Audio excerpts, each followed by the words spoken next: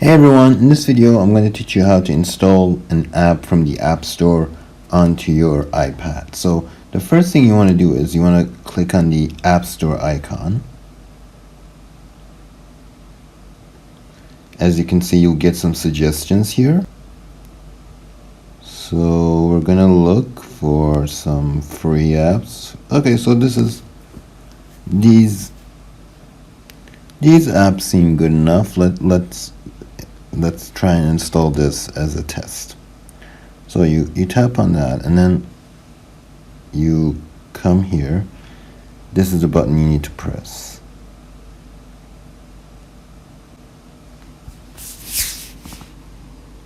So there are two ways that you can verify this installation. One is you use the ID signature, or if you haven't set up a fingerprint ID signature, you're going to get asked for your physical Apple ID account. So I have the ID, so I'm just gonna verify.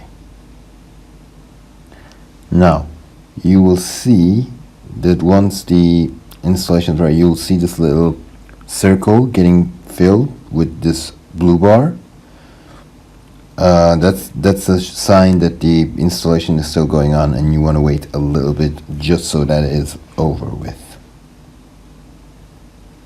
You also have the option of just installing it straight from here, so you can get all of these apps straight from here. So let's try that one.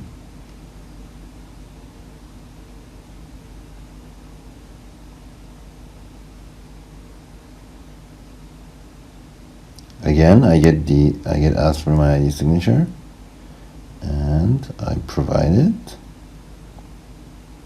You can see that one finished installing and this one is being installed. Let's go to the home screen. As you can see, that's the app that I just installed.